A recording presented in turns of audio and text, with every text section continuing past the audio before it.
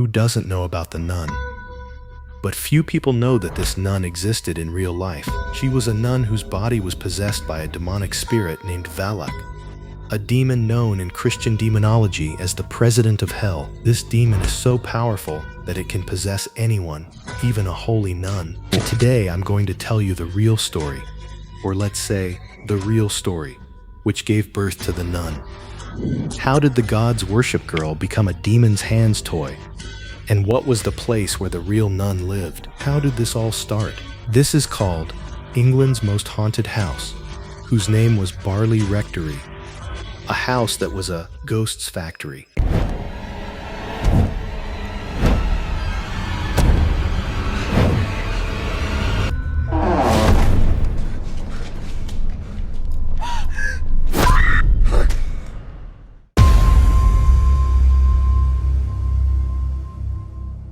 In southeast England, there is a small village called Borley, and this is the very place where the story of the nun began.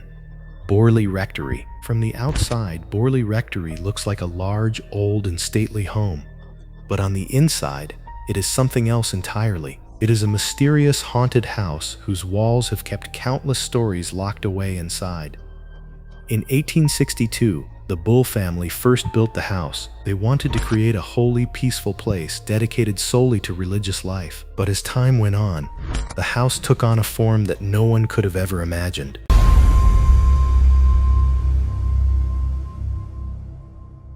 This rectory wasn't exactly a new place. I mean, before the rectory that became haunted, there used to be another rectory right here. Back in 1841, the old rectory caught fire, which burned the entire structure to the ground. About 20 years after that incident, the new rectory was built. Yes, that very same new rectory that later ended up being haunted.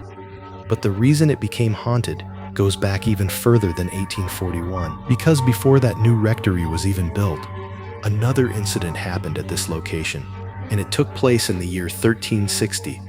Many priests had lived in Borley village since 1360. This was a very religious place, and at this location, I mean where the Borley Rectory was built, a priest used to live there.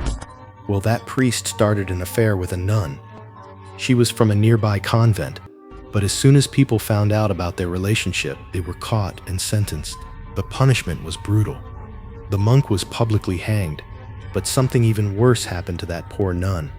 She was walled up alive inside the rectory wall. She suffered behind that wall in a state of madness. Without any light, without any hope, she slowly died, tormented by hunger, pain, and loneliness. After that, in 1841, the construction of the rectory began, and the first to move into this rectory was the Bull family. When the Bull family moved in, strange things started happening to them, because the family had no idea that in the rectory where they were living, a nun had been bricked up alive in the walls. The place started becoming so haunted that very strange things began to happen to everyone there.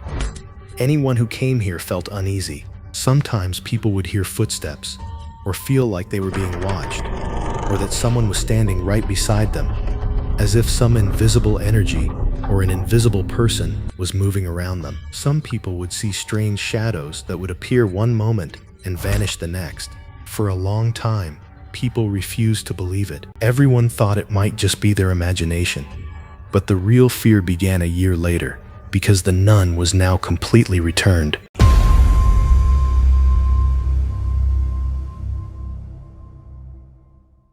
The rectory had become a favorite hangout for the school children. They'd come over in the evenings to play, drawn by the beautiful garden and the maze of hallways and staircases. The priests never bothered them because they were usually tied up with their own work, prayer, study, and other religious duties. In truth, the priests actually liked having the kids around. It brought a nice, lively energy to the place. So, one day a priest was reading a book in his study, while some children were playing outside. Suddenly, the sound of the children stopped. The priest wondered, where did the kids go? It turned out that all the children had gone into a drawing room located in the east wing. That room was always shrouded in darkness. But one thing became clear. In the corner of the room, near a wardrobe, The children saw a figure moving slowly back and forth. It looked very faint, almost like a shadow. Upon seeing it, the children froze in fear, stuck right where they stood. Not a sound came out of their mouths. They just watched the figure in silence. It was a woman. She was walking in front of the wardrobe when she suddenly stopped and then turned her neck toward the children. She began moving slowly toward the children.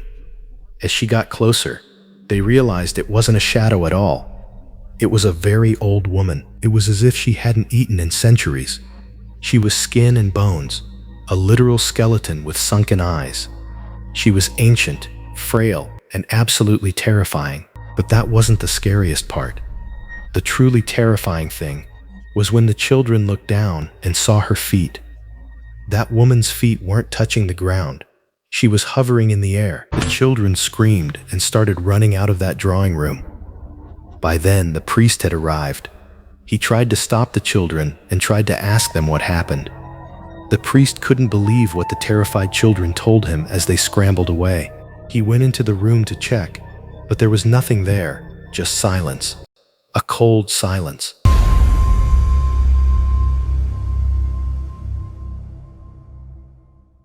As time went on, the priest eventually put the whole incident behind him. He spent the next 37 years living a quiet, peaceful life in that rectory, never encountering a ghost or a spirit.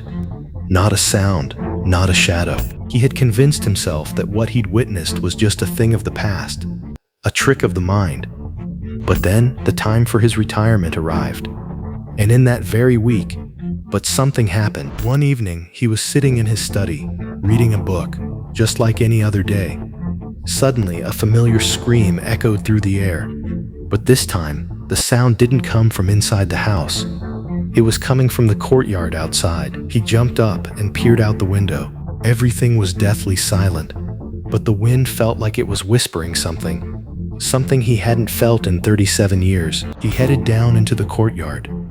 Among the thick, dense bushes, he felt something strange. As he moved further ahead, he caught sight of a shadow, the shadow of a woman. It was exactly the way the children had described it 37 years earlier. She was wearing a long, flowing white garment, dressed like a nun. She looked ancient and absolutely terrifying. Her head was bowed low. Her eyes were completely hidden, and she stood perfectly still in the garden. As soon as the priest could believe his own eyes, she vanished into the air like smoke, as if there had been nothing there at all. And then began the story that people still talk about today, the return of NUN.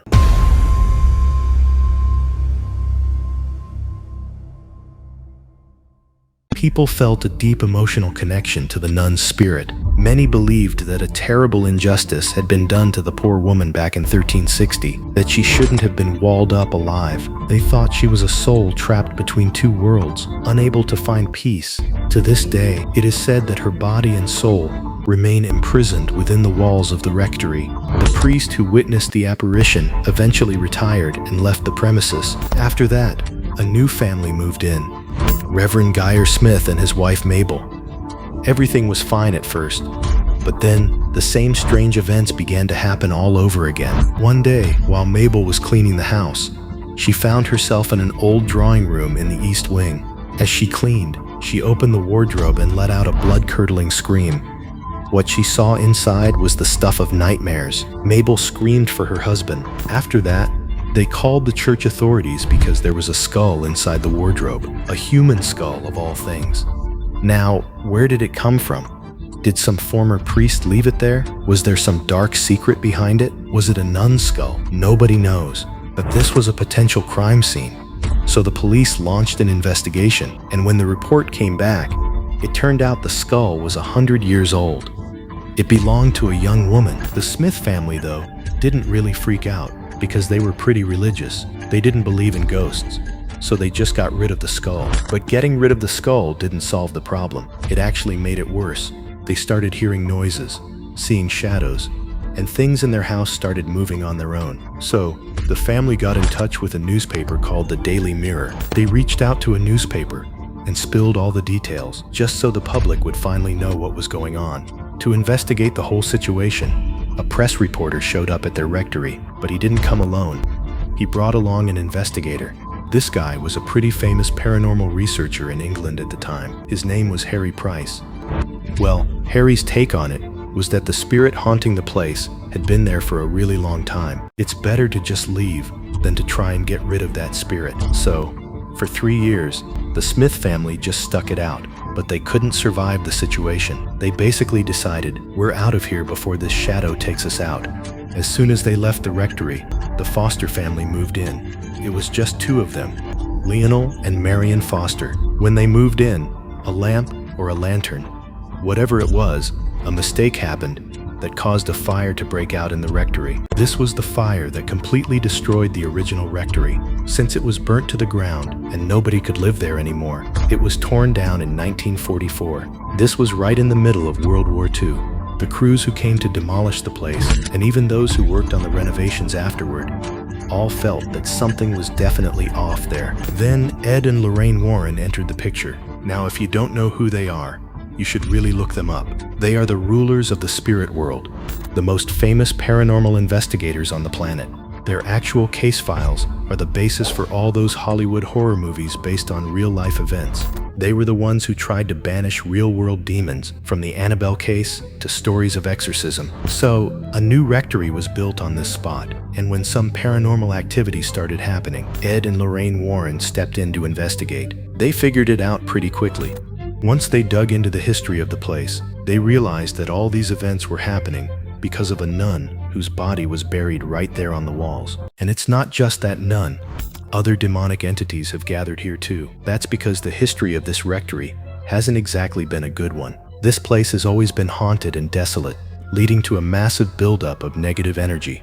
That's exactly why, even today, it is considered one of the most haunted locations in England. Ed and Lorraine thoroughly investigated the area, including the grounds surrounding the church. They followed all the necessary protocols and performed the required rituals, and according to them, the nun's spirit was finally laid to rest. Because after that, no one ever dared to live in that rectory again, and no further paranormal activity was reported. Even today, a lot of paranormal investigators head out there to find out if something is still lingering. Now, whether they actually find anything out there today or not, the creators behind the movie The Nun definitely got an idea for a film out of this whole incident. Based on Ed and Lorraine's case files, they developed the character of the nun, whose body is possessed by a demon named Valak. Now, that's just the storyline for the movie, where they brought Valak into the picture. Whether Valak is purely a fictional character or actually exists in real life, we really don't know. But one thing is for sure, something really terrible definitely happened to that particular nun. Anyway, for now, we can only assume that the nun's soul finally found peace, and wherever she is now, she must be really happy. So that was the true story of the nun. If you liked this story, go ahead and leave a like on the video. If you enjoyed watching and haven't subscribed to the channel yet, make sure to hit that subscribe button. See you in the next terrifying and awesome video.